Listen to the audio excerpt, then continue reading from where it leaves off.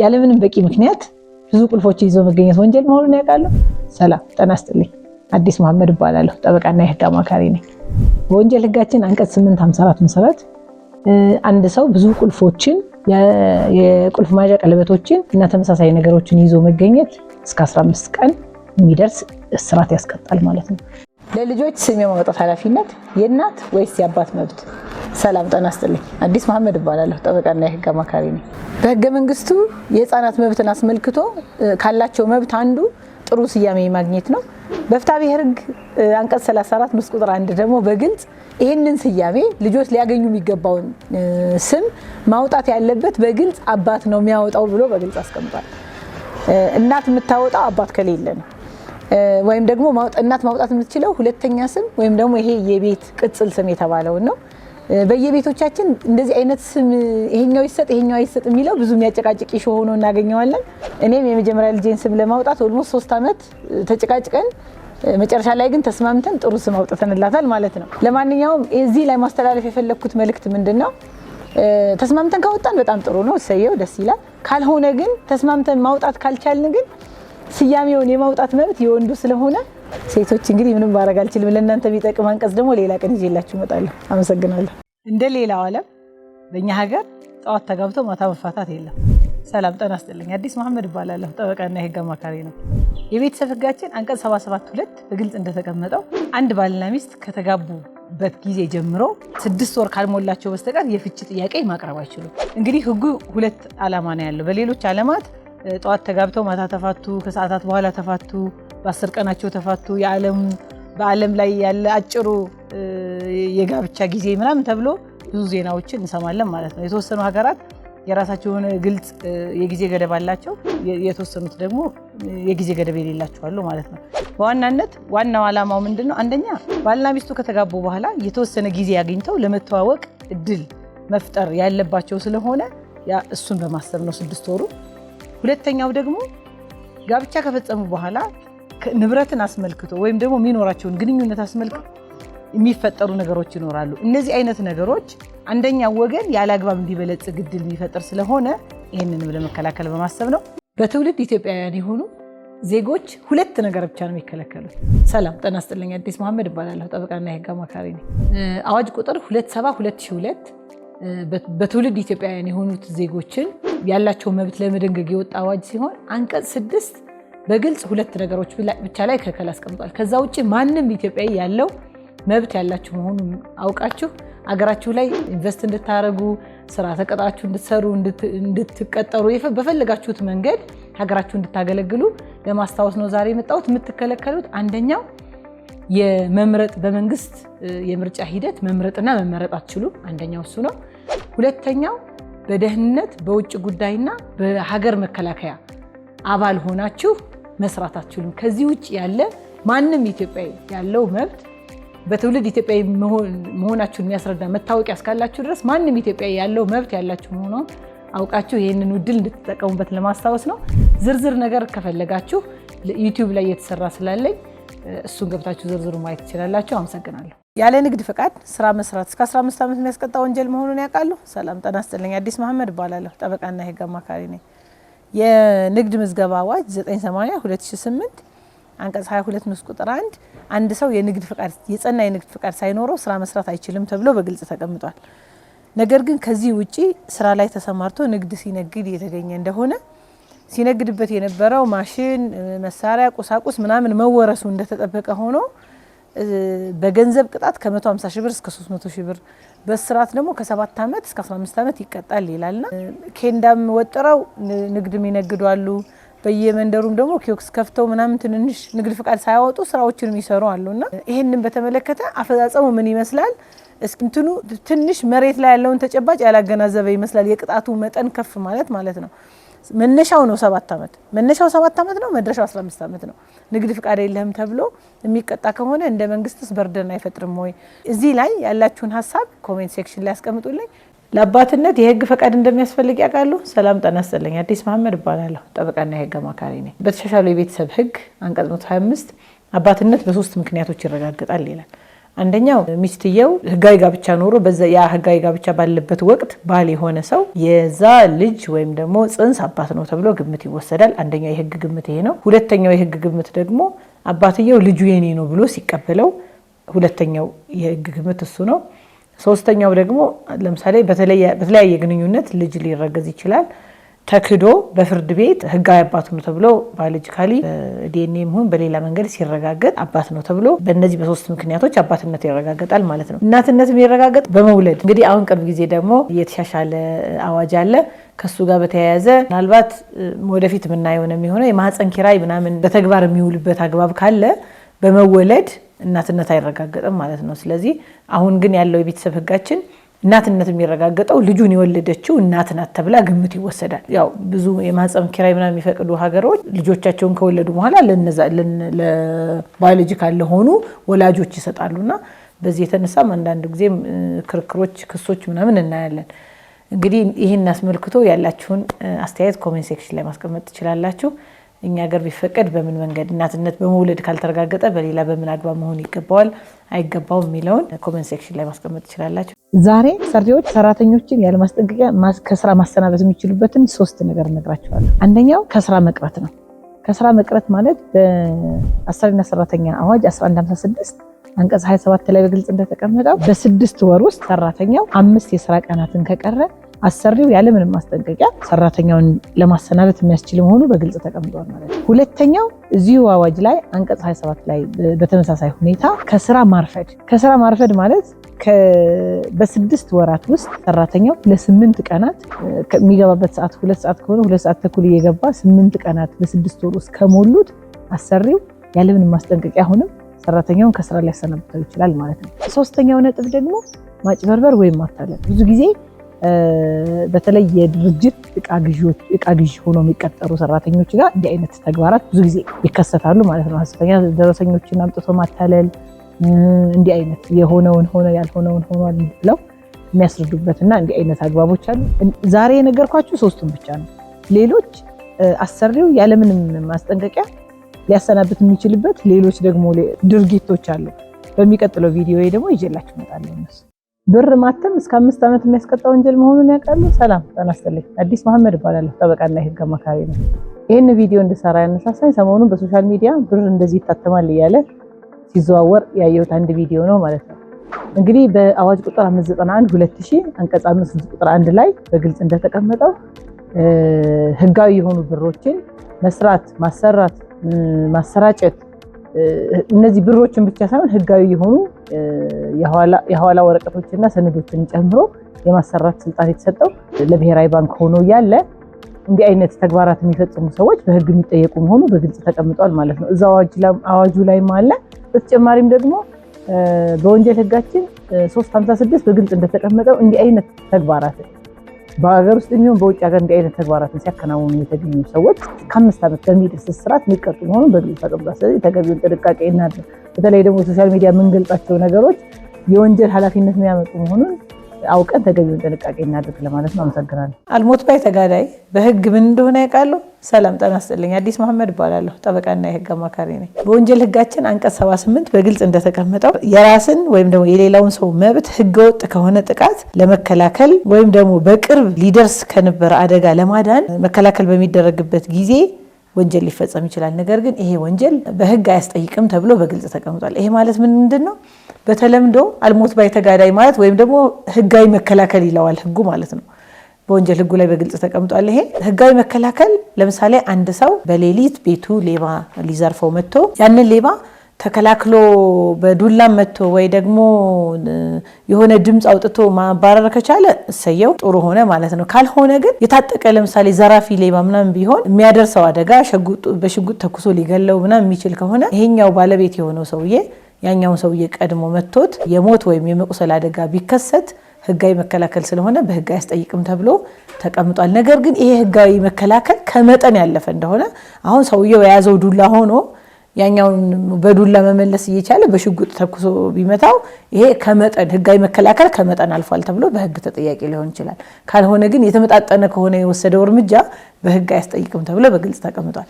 እንዲህ አይነት የህግ ጉዳዮችን መከታተል ከፈለጋችሁ ፔጅን ፎሎ አድርጉ። ዝርዝር ጉዳይ እንድሰራላችሁ ከፈለጋችሁም ኮሜንት ሴክሽን ላይ አስቀምጡልኝ ዩቲዩብ ሰራላችኋለሁ። አመሰግናለሁ። አስከሬን ማንገላታት ወንጀል መሆኑን ያውቃሉ? ሰላም ጤና ይስጥልኝ። አዲስ መሐመድ እባላለሁ። ጠበቃና የህግ አማካሪ ነኝ። በወንጀል ህጋችን 493 በግልጽ እንደተቀመጠው ሙታንን ሰላም የነሳ የሬሳ አጀብን የቀብር ስነ ስርዓትን ያወከ ያረከሰ የሞተው ሰው ያረፈበትን ቦታ የደፈረ ያላግባብ እንዲቆፈር ያደረገ የቀብር ቦታው ምልክት ያፈረሰ አስከሬኑን የመታ አካሉን የቆረጠ በአደባባይ ስሙን ያጠፋና ያዋረደ በማናቸውም ሁኔታ የቅሬታ አካሉን እንዲወሰድ እንዲጠፋ ወይም ደግሞ ክብሩ እንዲነካ ያደረገ እንደሆነ በወንጀል ህጋችን በግልጽ በወንጀል ያስቀጣል ተብሎ ተደንግጓል ማለት ነውና ብዙ ጊዜ በተለያዩ ሶሻል ሚዲያዎች ከሞቱ ከ2 ሳምንትም ከ3 ቀንም ከ4 ቀንም በኋላ አስከሬኖችን እናስነሳለን ወይም ደግሞ የሆነ ነገር ታይቶናል በሚል ያላግባብ እንዲንገላቱ የሚደረግበት ሁኔታ አለ። ስማቸውም ያላግባብ በሶሻል ሚዲያ የሚሆን በየትኛው መንገድ የሚጠፋበት ሁኔታ አለ። ይሄ ወንጀል መሆኑን አውቀን እንድንጠነቀቅ ለማስታወስ ነው። ሰላም እንዴት ናችሁ? ባለፈው ብዙ ቁልፍ ይዞ መገኘት ወንጀል ነው ብዬ አንድ ቪዲዮ ሰርቼ ነበረ እና በርካታ ሰው ኮሜንት ሴክሽን ላይ እንዴት ሆኖ ነው ወንጀል የሚሆን እንዴ ይሄንን ደግሞ ለፖሊስ ነግረሽ ያላችሁ ብዙ ኮሜንት ሰጣችሁ ነበር። ነገር ግን ብዙ ቁልፍ ይዞ መገኘት ወንጀል የሚሆነው በበቂ ምክንያት ማስረዳት ያልቻለ እንደሆነ ለምሳሌ ኮንዶሚኒየሞች አካባቢ ወይም የሆኑ ኮምፓውንዶች አካባቢ ብዙ ቁልፎችን፣ ጉጠቶችን፣ የቁልፍ መያዣ ቀለበቶችን፣ አጠራጣሪ የሆኑ እቃዎችን በአጠቃላይ ብዙ እቃዎች ማለት አጠራጣሪ የሆኑ እቃዎችን ይዘው ከተገኙ የህጉ ዓላማ ሁለት ነው። ወንጀል ህጉ አንደኛው ያጠፉትን መቅጣት ነው። ሁለተኛው ደግሞ ወንጀል ከመፈጸሙ በፊት ቀድሞ መከላከል ነውና እንደዚህ አይነት ሰዎች ለምን እንደያዙት ያንን ቁልፍ በበቂ ምክንያት ማስረዳት ካልቻሉ በህግ ይጠየቃሉ ማለት ነው። እንደዚህ አይነት እስራት ስለሚኖርባቸው ወንጀል ከመፈጸማቸው በፊት ተገቢውን ጥንቃቄ ያደርጋሉ። ወንጀሉ እንዳይፈጸም ይሆናል ማለት ነው። ነገር ግን መርካቶ ሱቅ ያለው ብዙ መጋዘኖች የሚያስተዳድር ሰው ቁልፍ ይዞ ቢገኝ ለምንድን ነው ያስከው ተብሎ ለምን አገልግሎት እንደያዘው ማስረዳት የሚችል ስለሆነ በህግ አይጠየቅም። አራስ ከምናስር በሚል በእርሷ ፈንታ በለዋጭ ባሏን በለጠ ጌትነትን ይዘውት ሄዱ። ይህን ቪዲዮ በተመለከተ በተደጋጋሚ ምን ሐሳብ አለሽ የሚል ጥያቄ ጠይቃችሁ ነበረ። አንድ ሰው በተለዋጭ ሊታሰር ይችላል የሚል ማለት ነው። ወንጀል ግለሰባዊ ባህሪ ነው ያለው። አንድ ሰው ባጠፋው ጥፋት እና መጠን ጥፋቱን ባጠፋበት ጊዜ ይሄ ጥፋት ነው ተብሎ በህግ ተደንግጎ ሲገኝ ብቻ ነው ተጠያቂ የሚሆነው እንጂ እንዲሁ ተጠያቂ አይሆንም ማለት ነውና ይሄ የወንጀል ህጉም ላይ በግልጽ ተቀምጧል። ከ32 እስከ 34 እና ተከታዮቹ የወንጀል ግለሰባዊነትን በግልጽ ያስረዳል። በተጨማሪም መርሁም የወንጀል ህጉ መርሁም ላይ በግልጽ ተቀምጧል ማለት ነው። በወንጀል ሌላው ሰው ሊጠየቅ የሚችለው ተካፋይነት ሲኖረው፣ አሁን በልዩ አንዳንድ ወንጀሎች በባህሪያቸው በ2-3 ሰው የሚፈጸሙ ናቸው ማለት ለምሳሌ አለቃ ያዛል፣ ሌሎች አስፈጻሚዎች ይኖራሉ፣ ወይ ደግሞ ተቋማትም ከወንጀሉ ጋር ተሳታፊነት ሲኖራቸው ካልሆነ በስተቀር በየትኛውም መለኪያ ሚስቱ አራስ ስለሆነች ባልየውን ወስዶ ማሰር ይሄ ህገወጥ ተግባር ነው። እንደውም ሰውየው ያለ አግባብ ነው ወስዶ ያሰሩኝ ወይም የታገትኩት ብሎ ህጉን ለመጠየቅ ይችላል ማለት ነው። የፍትሐ ብሔር ግን ለምሳሌ ልጆች በሰሩት ኃላፊነት ወላጆች የሚጠየቁበት አግባብ አለ። የፍትሐ ብሔር ኃላፊነት ከአንዱ ወደ አንዱ ወደ ድርጅትም ወደ ግለሰቦችም የሚሄድበት፣ የወንጀል ግን ፈጽሞ ወንጀሉን የፈጸመው ሰው ብቻ ነው በህግ ተጠያቂ የሚሆነው። የመሬት ባለቤትነቱን ሊያጡ እንደሚችል ያውቃሉ? ሰላም ጤና ይስጥልኝ። አዲስ መሐመድ እባላለሁ። ጠበቃና የህግ አማካሪ ነኝ። እችን ነጥብ ማንሳት የፈለግኩት ብዙ ጊዜ ወላጆች ወይም ደግሞ ወላጅ ያልሆኑ ሰዎችም 1000 ካሬ 500 እንደዚህ ሰፊ ቦታ ምናምን ሊኖራቸው ይችላልና ልጆቻቸውም ይሁኑ ልጆቻቸው ያልሆኑ በተለያየ ግንኙነት በዝምድና ወይም በቅርርብ ሰፊ ቦታ ስላላቸው ብቻ ለምን የቤት ኪራይ ይሰቃያል በሚል እዚህ ጋር እዚህ ዳር ላይ 2 ክፍል ስራና ኑር ወይ እዚህ ጋር እንዲህ አይነት ህንጻ ገንባና መኖር ትችላለህ ብለው ፈቃድ ይሰጣሉ። እንዲህ አይነት ፈቃድ በምንሰጥበት ጊዜ የፍትሐ ብሔር ህግ 1179 በግልጽ ባለቤቱ ሳይቃወም ወይም ደግሞ ፈቅዶ ህንጻ የሰራ ሰው የህንጻው ባለቤት ይሆናል ይላል። ስለዚህ እንዲህ አይነት ነገሮች ሳናስተውላቸው አንዳንድ ጊዜ ወላጆች ከሞቱ በኋላ በልጆች መካከል ብዙ ጭቅጭቅ የሚያመጣ ምክንያቱም በወራሾች መካከል ያ ከወራሾቹ መካከል 2 ክፍል ቤት ወይም ደግሞ የሆነ ቤቱ ዳር ላይ ሱቅ ሰርቶ ገንብቶ ስራ እየሰራ ያለው አንደኛው ልጅ አይ ይሄንን እኮ የገነባሁት ህንጻ እኔ ነኝና እኔ ነኝ ባለቤት መሆን ያለብኝ የሚል ክርክር ያነሳል፣ ህጉ ስለሚፈቅድለት ማለት ነው። እንዲህ አይነት ነገሮች ወይ ቀደም ብሎ በቤተሰብ መካከል በተደረገ ስምምነት መሆን ያለበትና በጽሁፍ በግልጽ መቀመጥ ያለበት ስለሆነ ሳናውቀው መልካም አደረግን ብለን በልጆች መካከል ተገቢ ላልሆነ ጭቅጭቅና ንትርክ እንዳረጋቸው ስለሆነ በኋላ በመናቃቸው ወዳጆቻችንም ወይም ደግሞ በህላየ ግንኙነት እህት ወንድሞቻችንን ህንጻ ሰርተው አይና ልቀቅ አትልቀቅ ወደሚል ውዝግብ ገብተን ያልሆነ ክርክር ስለምንገባ እንዲህ አይነት ፈቃድ ስንሰጥ ተገቢውን ጥንቃቄ እንድናደርግ ለማስታወስ ነው። ይህንን ጉዳይ በተመለከተ በርካታ የሰበር ውሳኔዎች ተሰጥተዋል። ከዚህ ጋር ያይዤ ዩቲዩብ ላይ ይሰራበታለሁ። እዛም ላይ ገብታችሁ መመልከት ትችላላችሁ። ቤተሰብ መሆን ከፈለጋችሁ ፔጅን ፎሎ አድርጉ። አመሰግናለሁ። ሰላም፣ እንዴት ናችሁ? ዛሬ ደግሞ ሐሰተኛ ሰነድ መገልገልን በተመለከተ በህግ ያለውን ውጤት ነግራችኋለሁ። በወንጀል ህጋችን 378 በግልጽ እንደተደነገገው ሐሰተኛ ሰነድ መገልገል ከ3 ወር እስከ 10 ዓመት ያስቀጣል ማለት ነው። ይሄ የሚሆነው ምንድነው? ለምሳሌ የደረሰው ጉዳት በመንግስት ላይ ጉዳት ያደረሰ ሲሆን የደረሰው የንብረት ላይ ሰው ላይ ያደረሰው ጉዳት ከፍተኛ ሲሆን እንደ ጉዳቱ አይነትና ደረጃ የቅጣቱን መጠን በዛው መጠን እየቀነሰ እየጨመረ ይሄዳል ማለት ነው። ይህንን የሐሰት ሰነድ የተገለገለው ሐኪም ሳይሆን ወይም ደግሞ የህክምና ትምህርት ሳይኖረው ሐኪም ነኝ ወይ ዶክተር ነኝ ብሎ ህክምና ሰጥቶ ያኛው ግለሰቦች ላይ ጉዳት ቢያደርስ ግለሰቦች ላይ በደረሰው ጉዳት አይነትና ሁኔታ ህመምም ሊሆን ይችላል፣ አካል ጉዳት ሊሆን ይችላል፣ ሞት ሊሆን ይችላል። በሌሎች ወንጀሎች በግድያ የሚሆን በሌሎች አግባቦች በሌሎች ህጎች መጠየቁ እንዳለ ሆኖ ሐሰተኛ ሰነድ በመገልገሉም ደግሞ በተጨማሪ ተጠያቂ ይሆናል ማለት ነው። በጋብቻ ውስጥ እያለን በስጦታ የሚሰጥ ንብረት የግል ነው የጋራ ነው የሚሆነው? ሰላም ጤና ይስጥልኝ። አዲስ መሐመድ እባላለሁ። ጠበቃና የህግ አማካሪ ነኝ። በቤተሰብ ህጉ በግልጽ ከጋብቻ በፊት የተፈራ ንብረት በስጦታ የተገኘ በውርስ የተገኘ የግል ንብረት ነው ይላል። ከዛ በኋላ የሚፈሩ በማንኛውም መንገድ የሚፈሩ ንብረቶች የጋራ ናቸው ተብሎ ግምት ይወሰዳል። ነገር ግን በጋብቻ ውስጥ እያለን ከቤተሰቦቻችን ከሌላ ከማንኛውም የኛ ከምንለው ወገን በስጦታ ወይም ደግሞ በኑዛዜ ንብረት ቢበረከትልን የጋራ ይሆናል ወይስ የግል ይሆናል የሚለውን በተመለከተ የቤተሰብ ህጉ ላይ በግልጽ በኑዛዜ በሚሰጥበት ቃል ላይ ለከሌ የተሰጠ ነው ተብሎ በግልጽ መገለጽ አለበት። ይሄ ካልሆነ የጋራ ሊሆን የሚችልበት እድል አለ ማለት ነው። በስጦታም ሲመጣ የምሰጠው ከሌ ለተባለችው ልጄ ነው፣ ከነባሏ ከሆነ የሚሰጡት ደግሞ ከሌ ለተባለችው ልጄ ከነባሏ ይሄንን ስጦታ ወይ ይሄንን ቤት ወይ ይሄንን መኪና ይሄንን ገንዘብ ሰጥቻለሁ ተብሎ በግልጽ መገለጽ አለበት። ካልሆነ የሚያጨቃጭቅ ሆኖ ጋብቻውን ወዳልሆነ ነገር እንዳይመራው እንዲህ አይነት ነገሮች ስጦታዎችን ስናበረክት በግልጽ ህጉ በሚያዘው አግባብ የህጉን ስርዓትና ፎርማሊቲ አሟልተን ማድረግ አለብን የሚለውን ላስታውሳችሁ ነው የመጣው። እንዲህ አይነት የህግ መረጃዎችን ከፈለጋችሁ ፔጅን ላይክ እና ፎሎ አድርጉ። አመሰግናለሁ። ሐሰተኛ የአደጋ ጊዜ ጥሪዎችን ማድረግ በወንጀል ኃላፊነት ያመጣሉ። እንዴት? ሰላም ጤና ይስጥልኝ። አዲስ መሐመድ እባላለሁ። ጠበቃና የህግ አማካሪ ነኝ። አገልግሎት ሰጪ ተቋማት፣ ሆስፒታሎች፣ ፖሊስ ጣቢያ፣ መከላከያ፣ እሳትና ድንገተኛ አደጋ የመሳሰሉ ተቋማት ላይ ሐሰተኛ የሆኑ መረጃዎችን እንዲህ አይነት አደጋ ደርሷል፣ እዚህ ቦታ ሰው ተገሏል፣ እንዲህ አይነት ጎርፍ ተከሰተ ብሎ የውሸት መረጃዎችን መስጠት በወንጀል ህግ 814 በግልጽ እንደተቀመጠው እንዲህ አይነት ሐሰተኛ መረጃዎችን የሚሰጡ የወንጀል ኃላፊነት ያለባቸውና እስከ 15 ቀን የሚደርስ እስራት የሚቀጡ መሆኑን በግልጽ ተቀምጧል። በተጨማሪም ደግሞ የደረሰው ይሄ ሐሰተኛው መረጃ መስጠቱ ሌላ አደጋ ያስከተለ እንደሆነ በሌሎች አንቀጾች የሚጠየቁት እንዳለ ሆኖ የፍትሐ ብሔር ደግሞ ኃላፊነት ያመጣል። ለምሳሌ ድንገተኛ እሳት አደጋ አንድ ቦታ ላይ እሳት ተነስቷል፣ እንዲህ አይነት አደጋ ደርሷል ተብሎ እንግዲህ ሰዎች በማወቅም ይሁን ባለማወቅ እንዲህ አይነት ጥቆማዎችን ያደርጋሉ።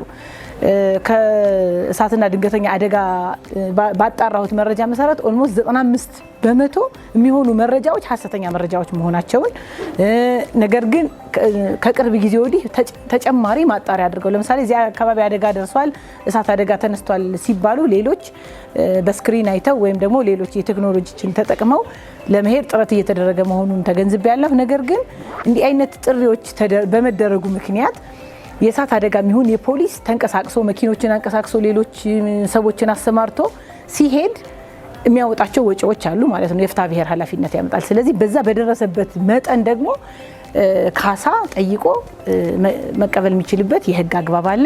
እንደውም በቅርብ ደግሞ በውጭ ሀገር ታግቻለሁ ብሎ የተሳሳተ መረጃ በመስጠቱ ምክንያት እስከ $16,000 ድረስ የተቀጣበት ሁኔታ አለ። ሳይታገት ታግቻለሁ ብሎ ለፖሊስ የተሳሳተ መረጃ በመስጠቱ ምክንያት ማለት ነውና እንዲህ አይነት ኃላፊነት የሚያመጣ ስለሆነ ተገቢውን ጥንቃቄ በማወቅም ይሁን ባለማወቅ ሐሰተኛ መረጃ ከመስጠት እንጠንቀቅ ለማለት ነው። አመሰግናለሁ። ትዳር እንዲፈርስ መገፋፋት በህግ ተጠያቂነት እንደሚያመጣ ያውቃሉ?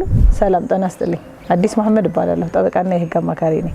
በፍትሐ ብሔር ህጋችን 2050 በግልጽ እንደተቀመጠው አንድ ባልና ሚስት የተወሰነ ግጭት ተፈጥሮ በየትኛው በጓደኝነት ሊሆን ይችላል፣ በዝምድና ሊሆን ይችላል፣ በየትኛውም ግንኙነት ያ ትዳር ወደ ነበርበት እንዳይመለስ መገፋፋት፣ ማነሳሳት ለምሳሌ አይ እኔ እኮ ድሮም ይሄ ትዳር እንደማይሆን አውቄያለሁኝ፣ እንደዚህ አድርጎሻል፣ እንዲሆነሻል ብሎ ትዳሩ ወደ ነበርበት እንዳይመለስ ቁርጥ ሐሳብ እንዲኖረው ያደረገ እንደሆነ በህግ ተጠያቂነት ያለው መሆኑን በግልጽ ተቀምጧል ማለት ነው። ስለዚህ አይሆንሽም እንዲህ ነው ያለን ዝም ብሎ ያኛውን ሰውዬ የረዳ ነው መስሎን የምናደርጋቸው ጉዳዮች ወይም ንግግሮች ያኛውን ሰውዬ ቁርጥ የሆነ ባልን ወይም ሚስትን ቁርጥ የሆነ ሐሳብ እንዲኖራቸው ካደረገ የወንጀል የፍትሐ ብሔር ኃላፊነት ያመጣል ማለት ነው። ሌላው ማሳደር ይሄ ግጭት የተፈጠረ መሆኑን እያወቀ ሚስትየው በእንግድነት ተቀብሎ ያሳደረ እንደሆነ ምንድነው የህጉ ዓላማ ምንድነው? እዚህ ላይ በባልና ሚስት መካከል ብዙ ጊዜ ግጭቶች ይፈጠራሉ። እነዚህ ግጭቶች ሲፈጠሩ ደግሞ በተቻለ መጠን ወዲያውኑ ማህበረሰብ የሚፈጠርበት ነው።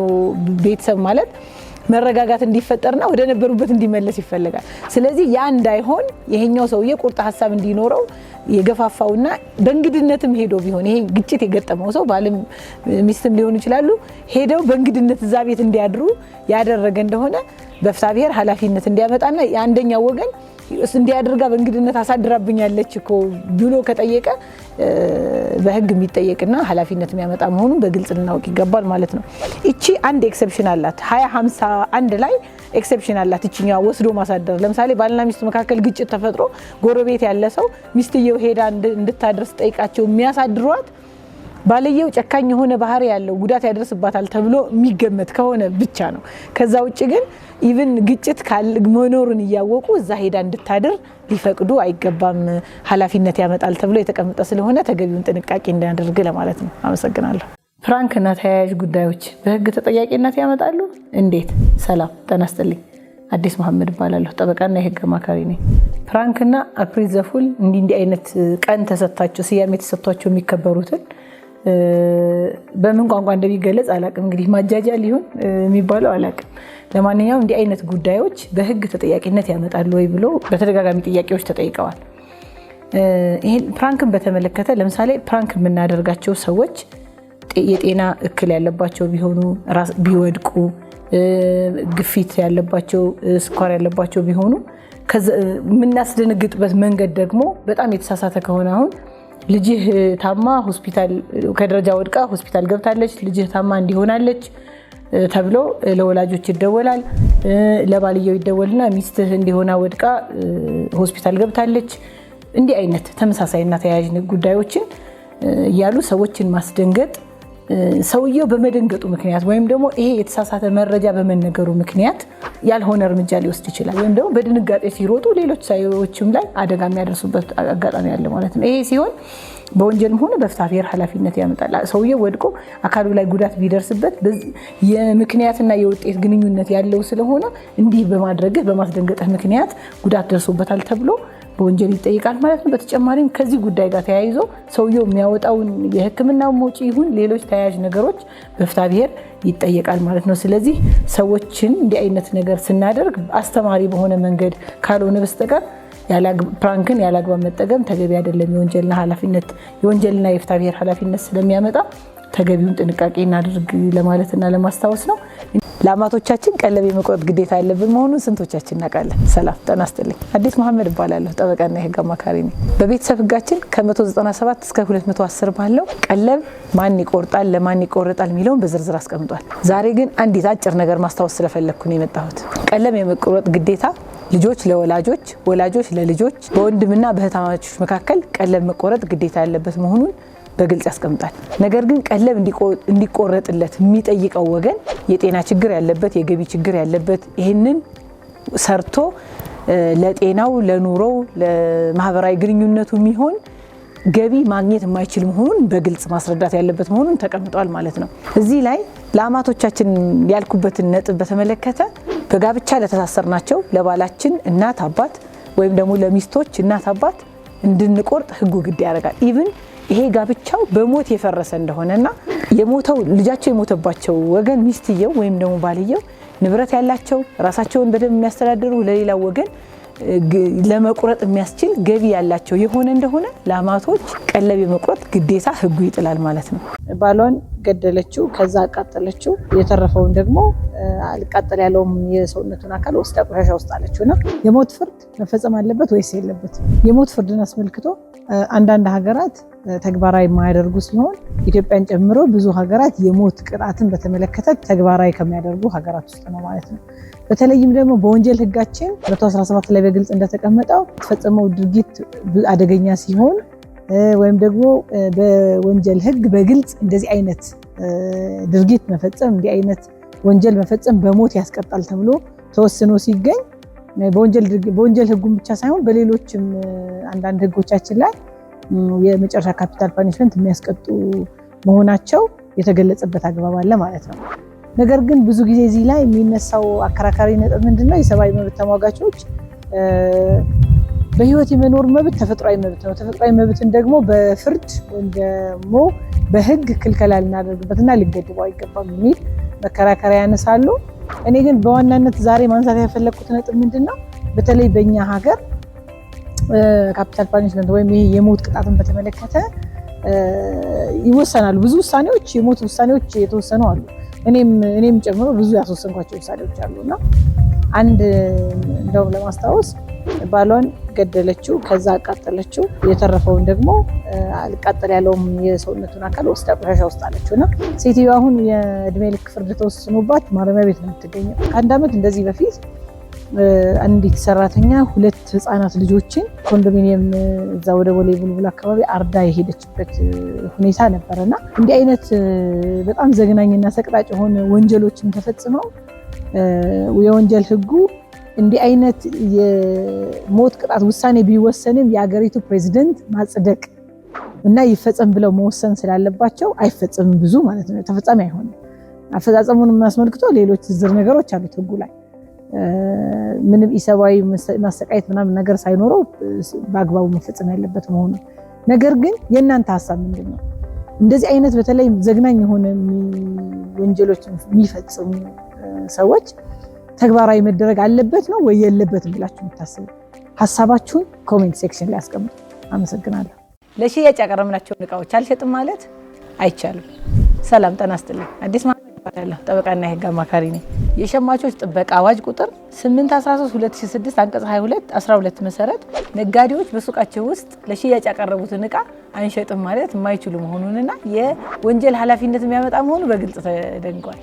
አብዛኛዎቻችን ሱቆቻችን ውስጥ ያሉ እቃዎችን ለሽያጭ ካቀረብን በኋላ ሰዎቹ ከተጨቃጨቁን ወይም ደግሞ በሆነ ነገር ከተሰላችን አንሸጥም በቃ ውጡ ብለን እንደውም የራሳችን መብት የሚመስለን በጣም በርካቶች ነን። ነገር ግን በዚህ አዋጅ አንቀጽ 43 ንዑስ ቁጥር 3 በግልጽ እንደተቀመጠው ሰውየው ካለው ዓመታዊ ገቢ 5 እስከ 10% በገንዘብ ቅጣትና ከ1 ዓመት እስከ 5 ዓመት የሚደርስ የእስራት ቅጣት የሚያስቀጣ መሆኑ በግልጽ ተቀምጧል ማለት ነው። እንዲህ አይነት የህግ ጉዳዮችን መከታተል ከፈለጋችሁ፣ የህግ ንቃታችሁ እንዲጨምር ከፈለጋችሁ የፌስቡክ ፔጅን፣ የቴሌግራም አካውንቴና የቲክቶክ ፕላትፎርማችን ፎሎ ማድረግ ትችላላችሁ። አመሰግናለሁ። ደረቅ ቼክ በመያዣ ውል ከተደገፈ የወንጀል ኃላፊነት እንደማያመጣ ያውቃሉ? ሰላም ጤና ይስጥልኝ። አዲስ መሐመድ እባላለሁ። ጠበቃና የህግ አማካሪ ነኝ። በወንጀል ህጋችን 693 በግልጽ እንደተቀመጠው በቂ ስንቅ የሌለው ቼክ መስጠት እስከ 5 ዓመት የሚያስቀጣ ወንጀል መሆኑ በግልጽ ተቀምጧል ማለት ነው። ነገር ግን የፌዴራል ጠቅላይ ፍርድ ቤት ሰበር ሰሚ ችሎት በሰጠው ውሳኔ መሰረት ይሄ እንደዚህ አይነት ደረቅ ቼኮች ወይም ደግሞ በቂ ስንቅ የሌላቸው ቼኮች የተሰጡት ለመያዣ ተብለው የተደረገና ተደጋጋፊ የሆነ ለዋስትና መሆኑን ለመያዣ መሆኑን የሚያስረዳ ውል ያላቸው ከሆነ የወንጀል ኃላፊነት የማያመጡ መሆኑ በግልጽ ተደንግጓል። ስለዚህ ይሄንኑ አውቀን ሌላ ጊዜ ለቼኮች እንዲህ አይነት ልውውጦች ሲኖሩ ለመያዣ ወይም ደግሞ ለዋስትና ከሆነ ተገቢውን ውሎች አብረን ጎን ለጎን የተደረገበትን ዓላማ ገልጸን ያንን መጻፍ አስፈላጊ ስለሆነ ኃላፊነት እንዳያመጣብን ተገቢውን ጥንቃቄ እናድርግ ለማለት ነው። የቀብድን አጠፌታ በመክፈል ውል ማቋረጥ የሚቻል መሆኑን ያውቃሉ? ሰላም ጤና ይስጥልኝ። አዲስ መሐመድ እባላለሁ። ጠበቃና የህግ አማካሪ ነኝ። የፍትሐ ብሔር ህጋችን 1885 በግልጽ እንደተቀመጠው በአንድ ግንኙነት ወይም ደግሞ በአንድ የውል ግንኙነት ላይ ቀብድ የከፈለና የተቀበለ ሰዎች ቢኖሩ ቀብድ የከፈለው ሰው ውሉን ማቋረጥ የፈለገ እንደሆነ በቃ የከፈለው እንዳለ ለምሳሌ 100 ሺህ ብር ክፍያ ቢፈጽም ያ 100 ሺህ ብር እንደሄደ ይቀራል ማለት ነው። ቀብድ የተቀበለው ሰው ግን ውሉን ማፍረስ ቢፈልግ የቀብዱን አጠፌታ ወይም ደግሞ 200 ሺህ ብር ከፍሎ ውሉን ማቋረጥ ይችላል። ለሰዎች ሊፍት በመስጠታችን ምክንያት ኃላፊነት ሊመጣብን እንደሚችል ያውቃሉ? ሰላም ጤና ይስጥልኝ። አዲስ መሐመድ እባላለሁ። ጠበቃና የህግ አማካሪ ነኝ።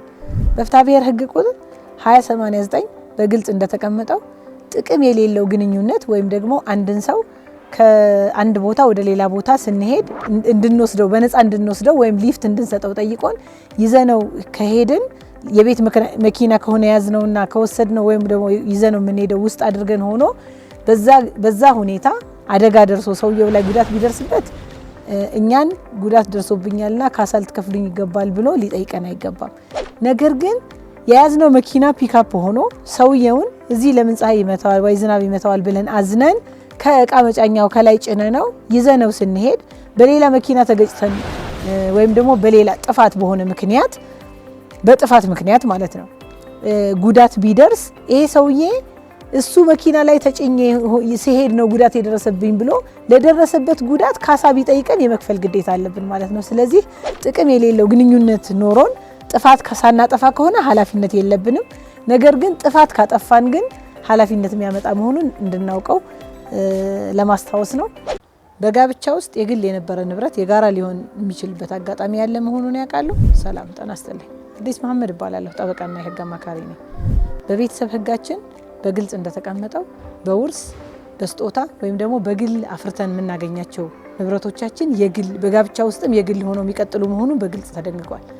ነገር ግን እነዚህ ንብረቶች ተሽጠው ተለውጠው ሌላ ንብረት ቢገዛባቸው ለምሳሌ ቀደም ሲል የግል ንብረት የነበረው ቤት ቢሆን ቀጥሎ ደግሞ በጋብቻ ውስጥ ከተገባ በኋላ ያ ቤት ተሽጦ ሌላ ፋብሪካ ቢገዛበት ይሄ ፋብሪካ ቀደም ሲል በተፈራው የግል ንብረት ተለውጦ የተገዛ መሆኑን ፍርድ ቤት ሄዶ ምዝገባ ካልተደረገበት በስተቀር ህጉ እንደ ኮመን ፕሮፐርቲ ወይም ደግሞ የጋራ ንብረት የባልና ሚስቱ የጋራ የተፈራ ንብረት ነው ብሎ ግምት የሚወስድ ስለሆነ በጣም ብዙ ደንበኞቼ የግል ንብረት የነበራቸውን አስመዝግበው ይገባሉ። በኋላ በጋብቻ ውስጥ ይሄኛው ቤት ይሽጥ ይሄኛው ተባብለው ይሸጡትና ሌሎች ንብረቶች፣ ሌሎች መኪኖች፣ ሌሎች ፋብሪካዎችን ያፈራሉ። ከዛ በኋላ የፍቺ ጉዳይ መጥቶ ወደ ክርክር ሲገቡ ግን ምዝገባ ያልተደረገ ስለሆነ ቀደም ሲል የግል የነበረው ንብረት በፍርድ ቤት ምዝገባ ካልተደረገበት በስተቀር ንብረቱ ያልነበረውም ወገን ተጠቃሚ እንዲሆን እድል ይፈጥራል ማለት ነው። ስለዚህ ተገቢውን ጥንቃቄ ልናደርግ ስለሚገባ ሲሸጡ ሲለወጡ ወይም ደግሞ ሌላ በምትካቸው ሌላ ግዢ ስንፈጽም ምዝገባ መደረግ ግዴታ መሆኑን አውቀን ተገቢውን ጥንቃቄ እናድርግ። የአይነት ጉዳዮችን መከታተል ከፈለጋችሁ ላይክ እና ፎሎ ማድረግ አትርሱ። አመሰግናለሁ። ሰላም ጤና ይስጥልኝ። እንደምን አላችሁ? ባለፈው ጊዜ ውክልና ጠቅላላ ውክልና ምንድነው፣ ልዩ ውክልና ምንድነው የሚለውን አንድ ፕሮግራም ሰርቼላችሁ ነበረ። ዛሬ ደግሞ ውክልና መሻርን በተመለከተ ነው። በጣም ብዙ ሰው ጉዳዮችን በተለይ ደግሞ ብዙ ንብረቶች ያሏቸው የሚያስተዳድሩ ውጭ ሀገር ያሉ እህት ወንድሞች ጉዳያቸውን በውክልና እንዲፈጸምላቸው ውክልና ይሰጣሉ ማለት ነው። ይሄ ውክልና ከሰጡ በኋላ የሚሰራ ማንኛውም ህጋዊ አክቲቪቲ በህግ የሚያመጣው ውጤት ያ የወከለው ሰው ኃላፊነት ያመጣበታል። ዛሬ ግን ማንሳት የፈለኩት ውክልና ከሻርን በኋላ ምን ማድረግ አለብን የሚለው። ብዙዎቻችን ውክልና ከሰጠን በኋላ ያ ውክልና የተሰጠበት ጉዳይ ሲጠናቀቅ ወይም ደግሞ ሰዎቹ ያንን ጉዳይ አልፈጽምልን ሲሉ ሌላ ሰው መወከል ስንፈልግ ውክልናዎችን ልንሸር እንችላለን። ውክልናውን ከሻርን በኋላ ግን ያ የተሻረ መሆኑን ውክልና ለተሰጠው ሰውዬ አንሰጠውም ማለት ነው። ብዙ ሰው ይሄዳል፣ ውልና ማስረጃ ውክልናውን ይሽራል። ውክልናውን ከሻረ በኋላ የተሻረ መሆኑን ብቻ በእጁ ይዞ ነው የሚቀመጠው እንጂ ለዛኛው ውክልና ለተሰጠው ሰውዬ ህጋዊ የሆነ አክቲቪቲዎችን ወይም ድርጊቶችን እንዳይፈጽም አስፈርሞ መስጠት አለበት። ምናልባት ሰውየውን በአካል ማግኘት የማይቻል ከሆነ አሁን ያው ዘመኑ የቴክኖሎጂ ነው። በምናገኘው አክሰስ ሁሉ በቴሌግራም በዋትሳፕም በየትኛውም መንገድ ለዛ ሰውዬ እንዲደርሰው ማድረግ ይጠበቅብናል ማለት ነው። ካልሆነ ግን እነዚህ ሰዎች ውክልና መሻሩን ሳያውቁ ሌሎች ህጋዊ አክቲቪቲዎችን ቢያደርጉ በህግ የሚያመጣ ውጤት እኛንም ኃላፊነት ሊያመጣብን ስለሚችል ተገቢውን ጥንቃቄ እንድናደርግ ነው። በተለይ እዚህ ላይ በጣም ብዙዎቻችን የምንረሳው ለባላችን ወይ ለሚስቶቻችን ባሎች ለሚስቶች ባል ለሚስት ሚስት ለባል ውክልና ይሰጣል። ውክልና ይሰጡና በመካከሉ እንዲህ መኮራረፍም ምናምንም ነገር ሲመጣ ይሄዱና ውክልናውን ይሽራሉ። ውክልናውን ይሽሩታል። ነገር ግን ውክልናውን መሻራቸውን ሄደው ለዛ ሰውዬ አስፈርመው አይሰጡም። ያ ሰውዬ ኢቭን ልክ መኮራረፋቸውን ወይም ደግሞ የሆነ በመካከላቸው ትንሽ ገጭ ገቡ የሚል ነገር መምጣቱን ሲያቅ ያንን ውክልና ተጠቅሞ ንብረት ሊሸጥ ሊለውጥ ለሶስተኛ ወገን ሊያስተላልፍ ወይም ሌላ ህጋዊ አክቲቪቲዎችን ሊያደርግ ይችላል ማለት ነውና ይሄ ሰውዬ አይ ይሄንን ጉዳይ እኮ ያደረገው እኔ ከሻርኩት በኋላ ነው የሚል ክርክር እንኳን ቢነሳ በተግባር የሚገጥመን በየችሎቱ የሚገጥመን ጉዳይ ስላለ ነው። ይሄንን ጉዳይ እኔ ስለመሻሩ አልሰጠችኝም ወይም ደግሞ አልሰጠኝም አላወኩም ያወኩበት አጋጣሚ የለም ተብሎ ክርክር ይደረጋል። አይ እኔ ስለተሻረ አንዳንዶቻችን ውክልና ማስረጃ ስለሆነ የተሻረው ሁሉም ኦንላይን በሲስተም የተያያዘ የሚመስለንና ሁሉም ሰው ጋር ወይም ደግሞ ሁሉም የመንግስት ተቋማት ያ ውክልና መሻሩን የሚያዩበት አግባብ ያለ መስሎ ስለሚሰማን ውክልናውን በትክክል መሻሩ ለዛኛው ለተሻረው ሰው አንሰጥም ማለት ነው። ስለዚህ ተገቢውን ጥንቃቄ እንድናደርግ ለማስታወስ ነው። አመሰግናለሁ። ለአባት የሚሰጥ የወሊድ ፈቃድ እንዳለ ያውቃሉ? ሰላም ጤና ይስጥልኝ። አዲስ መሐመድ እባላለሁ። ጠበቃና የህግ አማካሪ ነኝ። በአዋጅ ቁጥር 1156/2011 አንቀጽ 81 ላይ ለቤተሰብ የሚሰጥ ፈቃድ ብሎ የትዳር ጓደኛው ስትወልድ ደሞዝ የሚከፈልበት የ3 ቀን እረፍት ለአባትየው የሚሰጥ መሆኑን በግልጽ ተቀምጧል ማለት ነው። ይሄ ብቻ ሳይሆን ለምሳሌ በጋብቻ ሲፈጸም የትዳር ጓደኛ ወላጅ፣ ተወላጅ፣ ወንድም፣ እህት፣ አጎት፣ የስጋና የጋብቻ ዘመዶች ሞት ሲያጋጥም 3 የስራ ቀናት ከደሞዝ ጋር ፈቃድ ይሰጣል ማለት ነው። በተጨማሪም እነዚህ ጊዜዎች በቂ ካልሆኑ ክፍያ የማይከፈልበት 5 ተጨማሪ ቀናትን መውሰድ ይችላል ማለት ነው። ስለዚህ አንድ ሰው በአንድ ጉዳይ በአንድ ጊዜ ስንት ቀን መውሰድ ይችላል? 8 ቀን። ነገር ግን ኤክሴፕሽናሊ ደግሞ አንዲት አንቀጽ አስቀምጧል። ምን ይላል?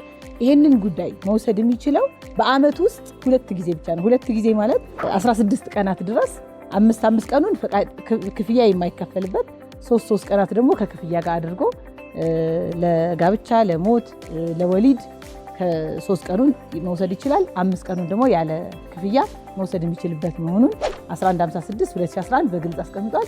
ይህንን እድል ተጠቀሙበት ብዬ ለማስታወስ ነው ዛሬ የመጣሁት። እንዲህ አይነት የህግ ጉዳዮች መከታተል ከፈለጋችሁ ፔጅን ፎሎ አድርጉ። አመሰግናለሁ።